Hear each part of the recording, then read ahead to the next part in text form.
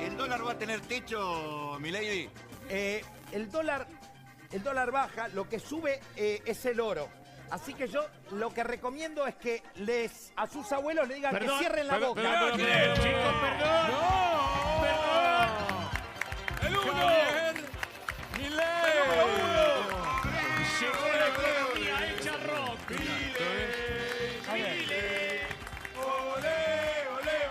Perdón. Javier Milei alcanzó un alto grado de visibilidad en el programa humorístico Peligro, sin codificar. Allí no era todavía el político que es hoy, sino un economista excéntrico que empezaba a convertirse en fenómeno mediático. Hablaron de dólar. Sí, Y vine. claro. ¿Y quién es este, señor? Viniste porque pensaste que era una cueva de dólares. No, ¿A no. qué viniste? No sé, me parece que vos sos keynesiano. Vos no tenés nada de Vos sos- liberal. a ver, vos sos- Liberal soy yo, que soy liberal Yo- libertario. Liberal soy Vamos, yo. Yo a soy ver. liberal. Sí. De libertad la blanca soy yo. Supo aprovechar el espacio como pocos. Se acopló a la dinámica del programa sin problemas. Manejó la locura en vivo y casi sin esfuerzo pasó a ser un personaje invitado, una figura que empezaba a sonar en todos lados. Mientras el público reía, Milei construía su propia tribuna, porque el humor, lejos de ser inocente, parece ser un vehículo poderoso para instalar ideas y naturalizar discursos. Y en el caso de Milei, esas ideas tenían un núcleo claro: la economía como campo de guerra y el Estado como enemigo a destruir.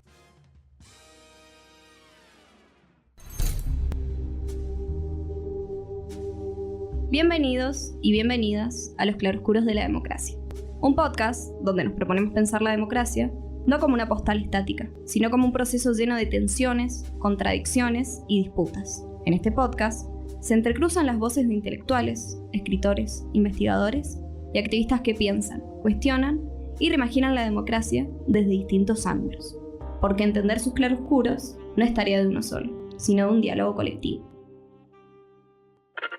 La macroeconomía, fantástica, la baja de inflación, genial, pero en el diario, en lo cotidiano, en la micro, realmente la verdad que no se nota. Podría hacer las cosas un poco mejor, pero sí que está mejorando la situación económica. No me llena mis expectativas, ¿no? No lo entiendo. Y para mí tomó las decisiones que tenía que tomar. Me parece que muchas de las cosas que planteó hacer las cumplió o está en proyecto de. Sé que en 1 año o 4 años que dura la presidencia de él no se va a corregir todo lo que hizo anteriormente, pero se está mejorando bastantes cosas de a poquito. Un desastre, realmente la economía está muy mal. En general, si tengo que decir algo, me parece un muy mal año en todos los aspectos y sobre todo para las clases populares. Javier Milei se hizo conocido no solo por ser economista, sino por hablar de economía. Captó la atención de una sociedad golpeada por la inflación y la crisis económica. Con un discurso incendiario, le puso nombre y apellido a los responsables de todos los males. La casta política. Prometió motosierra, la destrucción del Banco Central y la dolarización para terminar con lo que él llamaba el cáncer del Estado. Al asumir, ejecutó el drástico plan de recorte del Estado, la motosierra que prometió en campaña. Para cumplir con la meta del déficit cero, Milei quitó los subsidios al gas, la electricidad y el transporte, despidió a miles de empleados de la Administración Pública Nacional, suspendió o transfirió a las provincias el 95% de las obras públicas en marcha y desfinanció las universidades públicas y el sistema científico. Nadie nos hubiera recomendado hacer la campaña que hicimos y mucho menos decir las cosas que decimos y mucho menos hacer el ajuste que estamos haciendo. No es que estamos haciendo el ajuste más grande de la historia de la Argentina, estamos haciendo el ajuste más grande de la historia de la humanidad.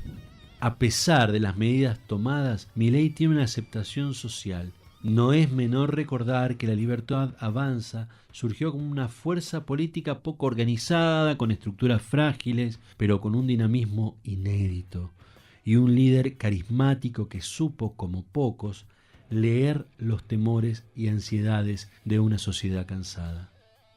Su ascenso fue estrepitoso. En poco tiempo se transformó en un movimiento de masas. Atrajo a millones de personas cuyas vidas habían sido sacudidas por la crisis económica y la pandemia. Ministerio de Turismo y Deporte, afuera.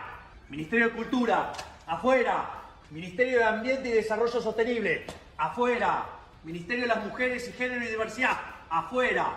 Ministerio de Obras Públicas, afuera, afuera, afuera. Los sectores que apoyan a Milei son muy diversos. Sin embargo, hay frases que se escuchan en la gran mayoría de ellos. Hay que aguantar, hay que tener fe, hay que esperar. En Milei vieron algo nuevo, una promesa de cambio radical. Es una esperanza, sí, pero una esperanza sorda, como si se hubieran tapado los oídos para poder creer, para construir un refugio en medio del desconcierto. Milei dijo que la motosierra venía por la casta y el pueblo eligió creer. Se trata de una esperanza individual que se sostiene en no escuchar al otro o en todo caso en escuchar parcialmente. Se trata de salvarse uno mismo, pero ¿hasta cuándo podrán mantener los oídos tapados? ¿Hasta que explote el Garrahan, los jubilados y las universidades? ¿Hasta que las personas en situación de calle mueran de forma masiva? Hasta que admitan que en este país los perros de los ricos comen mejor que los hijos de los pobres.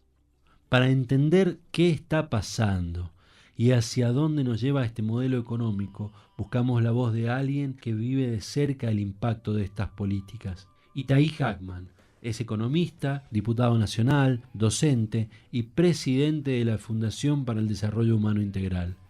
Le preguntamos ¿cuál es su balance del primer año y medio de Javier Milei? Primero que fue un gobierno que se propuso ejercer el poder de una manera muy decisiva. Apenas asumió el gobierno, sacó el famoso decreto 70, ¿no? El DNU 70, donde prácticamente reformó, no todas, pero casi todas las leyes de la Argentina, y avanzó en un programa de reformas y de ajuste muy profundo. Si me preguntás por la dimensión más económica, creo que el ajuste fue muy exitoso. Cuando digo exitoso me refiero a que lograron hacer el ajuste que pretendían sin que podamos evitarlo, con las consecuencias dramáticas que eso tuvo, ¿no? De caída de los ingresos, de las jubilaciones, de destrucción del aparato científico-tecnológico, de la desinversión en educación y en salud, bueno, todas las cosas que nuestro pueblo padeció durante el año pasado y sigue padeciendo, pero lograron hacerlo, ¿no?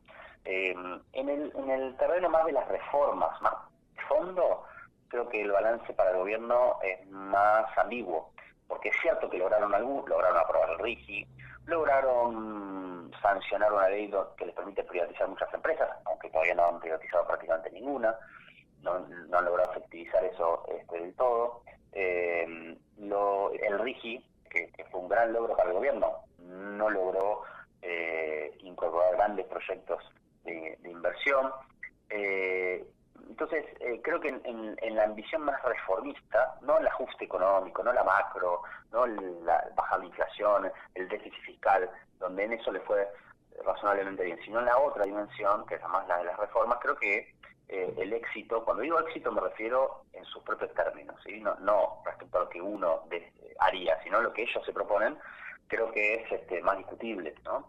Y me parece que estamos en un punto de inflexión en donde Milei ya hizo el trabajo sucio, que es el ajuste, etcétera, y no me queda claro hasta qué punto le va a seguir sirviendo al poder económico de la Argentina en los próximos años. No me parece para nada descabellado que entremos en un escenario, quizás después de las elecciones de medio término, en donde un sector del poder económico le empiece a soltar la mano a Milei y empiece a pensar en una suerte de recambio, porque Milei no deja de ser la expresión de un sector del poder económico global, pero no necesariamente del conjunto de los intereses del poder económico en Argentina.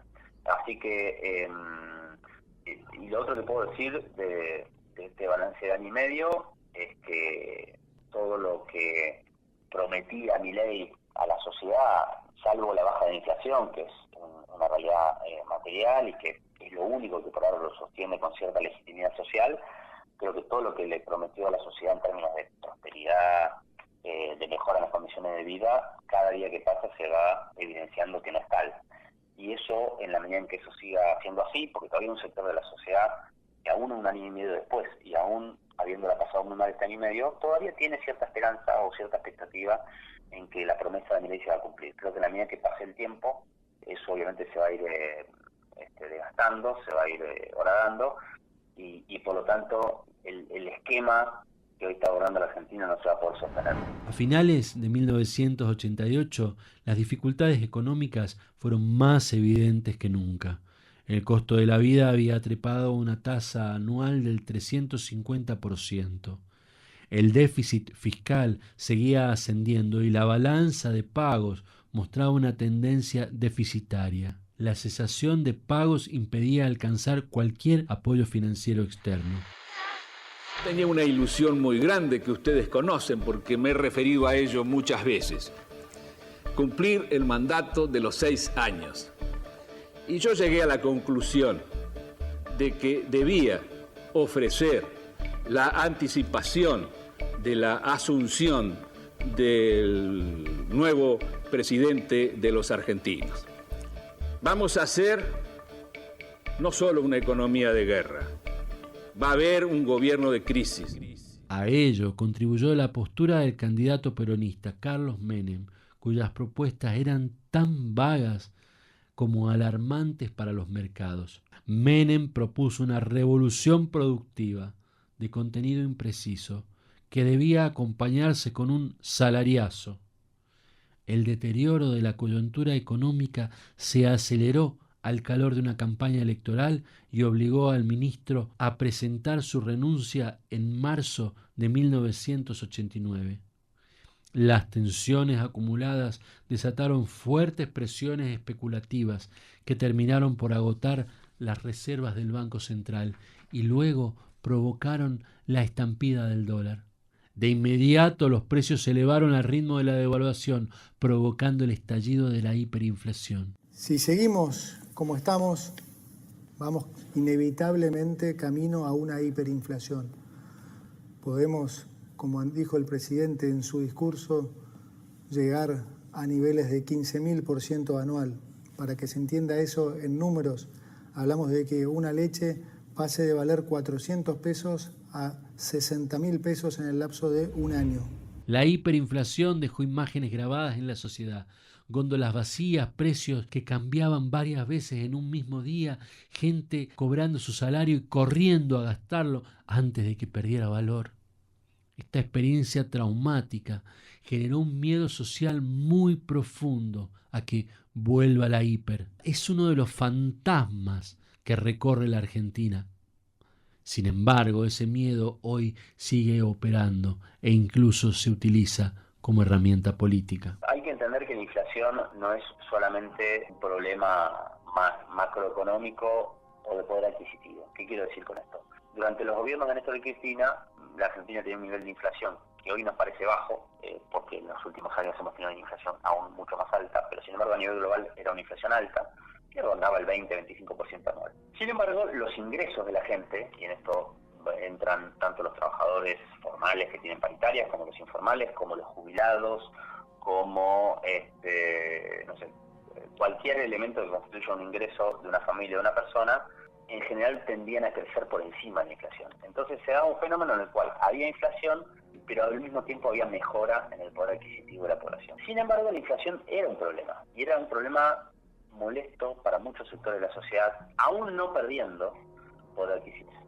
Porque la inflación es algo que te genera una situación de inestabilidad, y esto vale para un comerciante, para un empresario pyme que tiene que planificar, pero también vale para la persona que va al supermercado. Genera también una presión psicológica muy fuerte, y obviamente cuando la inflación es de un nivel alto, pero manejable, como podía ser en los gobiernos de Néstor y Cristina, de 20-25%, eso se puede administrar. Cuando la inflación superó el 50% anual con Macri, y luego en el gobierno de Alberto Fernández llegó a superar el 100%, y en el último tramo el 200% anual, bueno, la inflación, aún si tus ingresos se actualizan, te genera una distorsión y una una angustia, una sensación de inestabilidad en la vida cotidiana que es muy fuerte. Entonces, cuando vienen gobiernos que aplican programas antiinflacionarios, al principio la gente siente un alivio.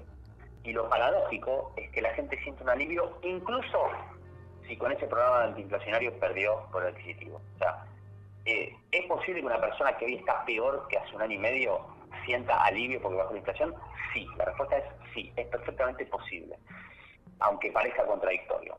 Entonces me parece que lo que nosotros tenemos que asumir como movimiento popular, como movimiento nacional popular, es que no podemos subestimar la importancia que tiene tener una economía con cierta estabilidad macroeconómica que se manifiesta en la estabilidad de los precios, ¿no? Ahora, eso no significa que uno comparta el programa antiinflacionario que llevó adelante Milei, pero sí implica decir, che, nosotros tendríamos que haber llevado otro programa antiinflacionario, pero tendríamos que haber llevado algún programa antiinflacionario y no subestimarlo como si no fuera un problema.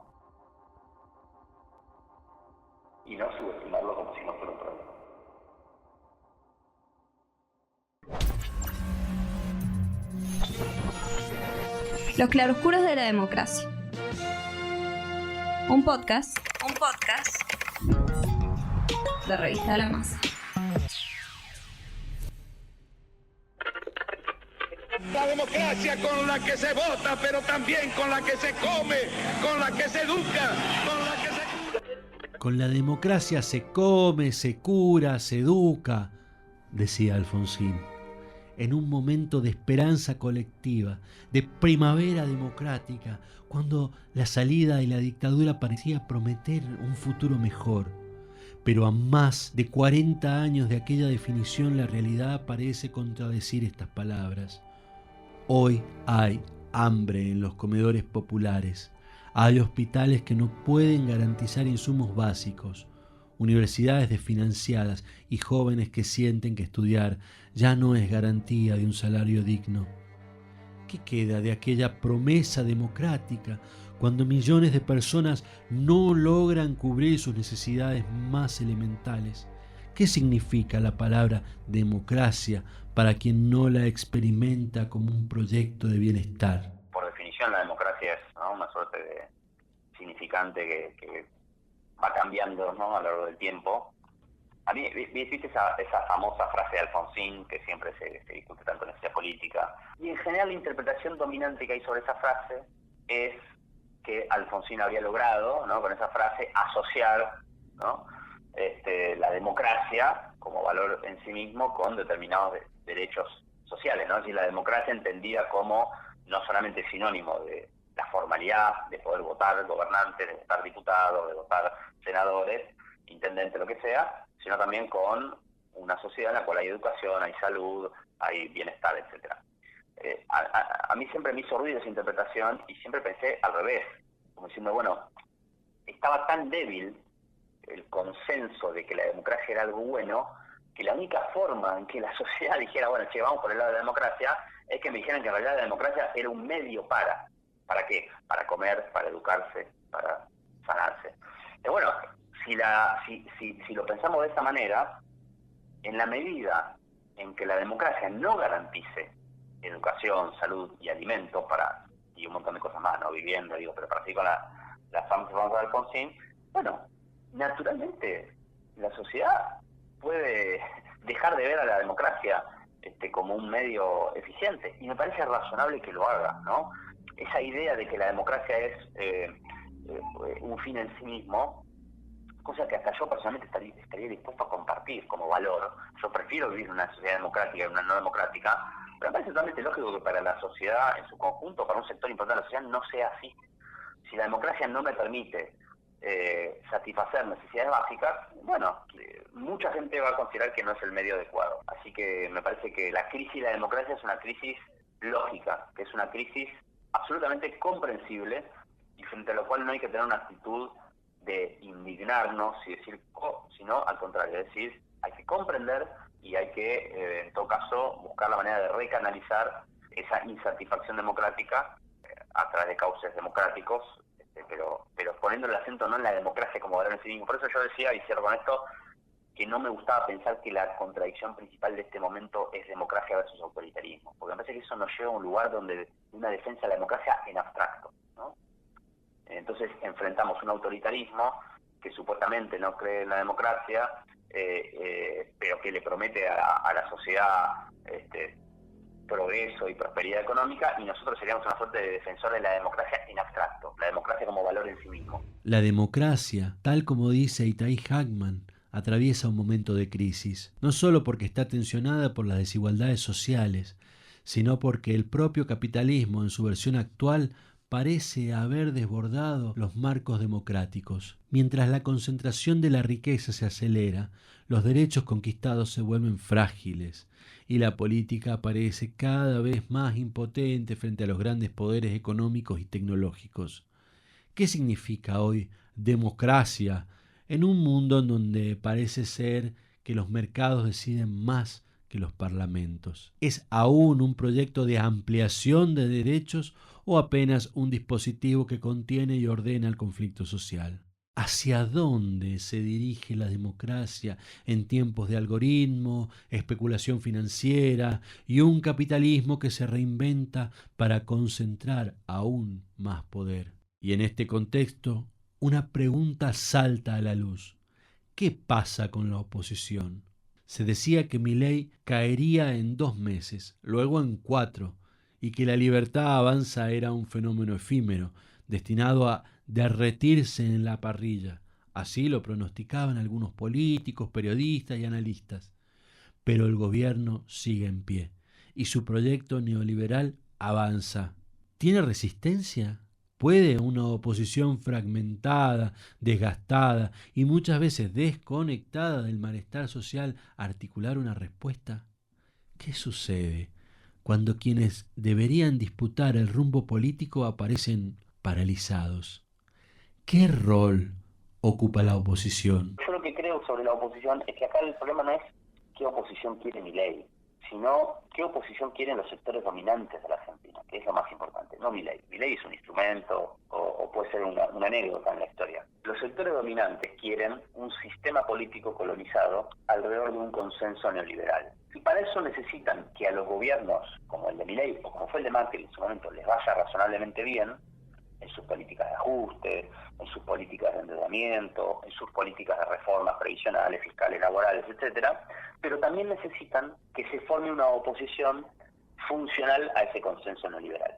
Entonces, lo que uno ve es que todo el tiempo hay una suerte de casting sobre quiénes son los opositores legítimos, sobre quiénes son los opositores aceptados por el establishment, por el status quo, y quiénes son los opositores que hay que aislar, que hay que perseguir y eventualmente incluso proscribir o encarcelar, ¿no? Entonces, me parece que la verdadera disputa sobre qué tipo de oposición tiene Milei es una pelea con los sectores dominantes, ¿no? Que se expresan a través de los grandes medios de comunicación, a través de los apoyos de sectores empresarios, y esa es la batalla de fondo.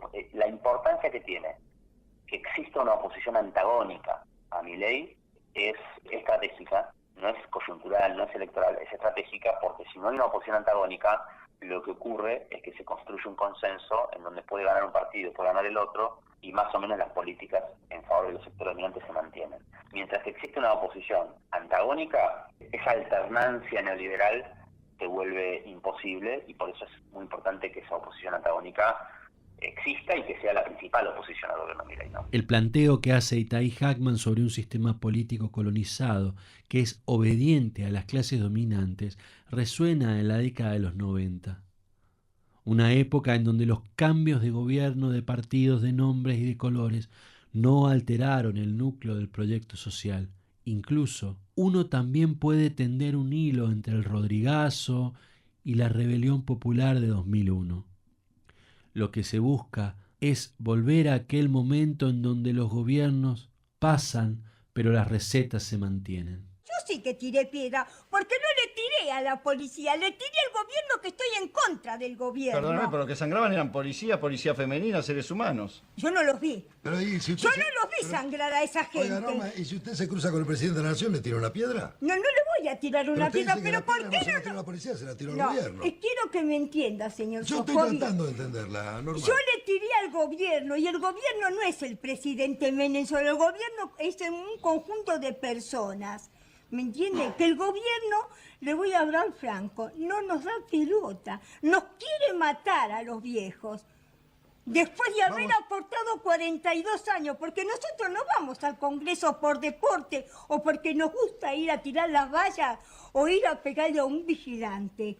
¿En qué Yo casa salí, ese jubiló, Norma? yo salí a luchar cuando tuve hambre.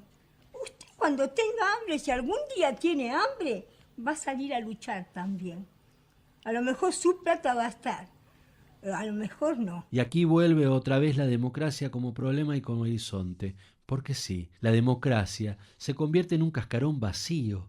Entonces ya no es la democracia la que avanza, es el mercado. ¿Cuántas veces habremos dicho y nos hemos cansado de repetir que la victoria en la batalla no venía de la cantidad de soldados, sino de las fuerzas que vienen del cielo? Por lo tanto, quiero darle las gracias a todos y no podía terminar de otra manera. ¡Viva la libertad, carajo! ¡Viva la libertad, carajo! ¡Viva la libertad, carajo! Dios bendiga a los argentinos. Muchas gracias.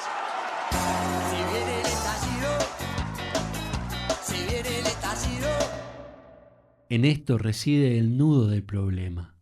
Actualmente, la democracia no es considerada una forma de dominación de clase, ya que la concepción generalizada es la libertad, cuyas características fundamentales, nos recuerda Norberto Bobbio, son las de ser compatible con el Estado liberal, es decir, con el Estado que reconoce y garantiza algunos derechos fundamentales como los derechos de pensamiento, de religión, de imprenta, de reunión, etc. Se trata de una democracia representativa y parlamentaria, donde la tarea de hacer las leyes concierne no a todo el pueblo reunido en asamblea, sino a un cuerpo restringido de representantes elegidos por aquellos ciudadanos a quienes se les reconozcan los derechos políticos. Si entendemos la democracia de manera procedimental, es decir, que atiende sobre todo a las reglas del proceso político, entramos en una defensa ciega, donde uno elija quien elija, sus condiciones materiales de existencia no importan. Nelson Mandela lo decía con total claridad: si no hay comida cuando se tiene hambre, si no hay medicamentos cuando se está enfermo, si hay ignorancia y no se respetan los derechos elementales de las personas, la democracia es una cáscara vacía, aunque los ciudadanos voten y tengan parlamento. Hay una crisis, creo yo, de la democracia también. Una crisis de democracia que no es nueva, ¿no? No es nueva, si bien nosotros estamos acostumbrados a pensar de que hay una asociación históricamente entre capitalismo y democracia, eso es muy discutible, ¿no? Es muy discutible porque si uno mira, por lo menos pienso en el caso argentino y en el caso latinoamericano, que es lo que más conozco, ¿no? Pero la realidad es que en nuestras democracias latinoamericanas, en Argentina no me cabe ninguna duda, más que venir de la mano de una tradición liberal, ¿no? Como heredera de la Revolución Francesa y del Iluminismo, o en el caso, como en el caso de Estados Unidos, ¿no? De lo que fue la Revolución de Independencia norteamericana, en nuestros países, en América Latina y en Argentina en particular, que conozco más, la democracia no fue el resultado de esa herencia liberal, fue más bien una conquista de los movimientos nacionales y populares. De hecho, nuestro liberalismo históricamente fue un liberalismo sumamente autoritario y sumamente elitista, ¿no? Digo, me refiero, el liberalismo en la Argentina es heredero de la generación que fundó o formó, consolidó el Estado argentino hacia fines del siglo XIX, que siempre fue elitista, autoritaria y antidemocrática, y todos los conquistas de la democracia en nuestro país vinieron de la mano de los movimientos nacionales y populares, del radicalismo en sus orígenes, al principio del siglo XX, el peronismo sin duda, todos los avances en términos de derechos civiles, derechos sociales, incluso derechos, digamos, o reglas republicanas se conquistaron con gobiernos nacionales y populares. Y por el contrario, el liberalismo históricamente fue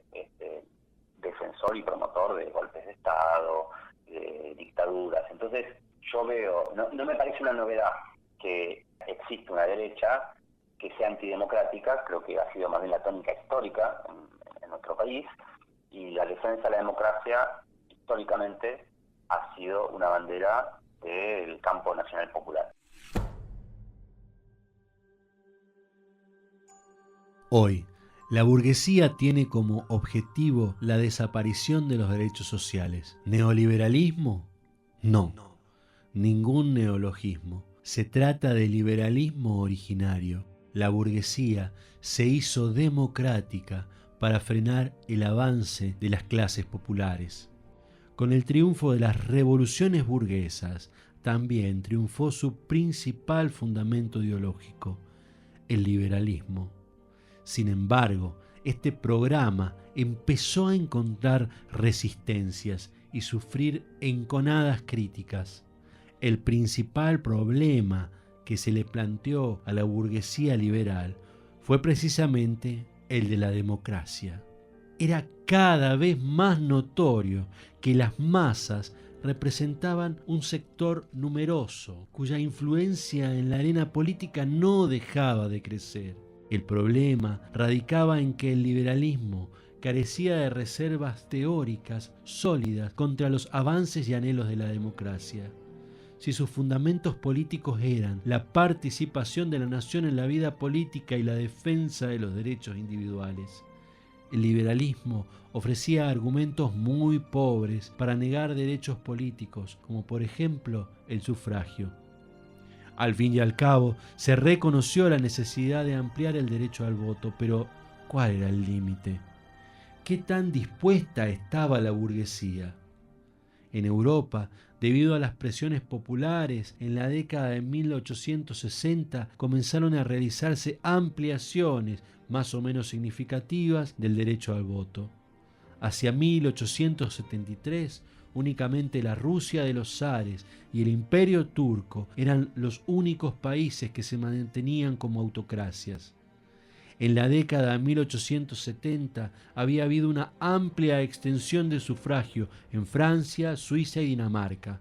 En Gran Bretaña, las leyes de 1867, 1883 cuadruplicaron el número de electores. En 1894, en Bélgica, una huelga general para obtener la reforma electoral permitió que el número de votantes pasara del 4 al 37% de la población masculina. En 1907, el sufragio universal se estableció en Austria y en 1913 en Italia. En este proceso de democratización política, el liberalismo fue sacudido profundamente, a punto de que algunos intelectuales comenzaron a plantear la necesidad de una renovación. Se empezó a conformar una rama democrática que fue calificada como reformista o radical. Sin embargo, el verdadero punto de inflexión no llegaría hasta principios del siglo XX. No será sino con la Revolución Mexicana de 1910 y sobre todo con la Revolución Soviética de 1917, cuando el destino de la democracia social comenzara a convertirse en una amenaza real y aterradora para las clases dominantes. Por primera vez, la posibilidad de que las masas no solo participaran en las elecciones, sino que también transformen radicalmente las estructuras económicas y sociales, se presentó como un fantasma global.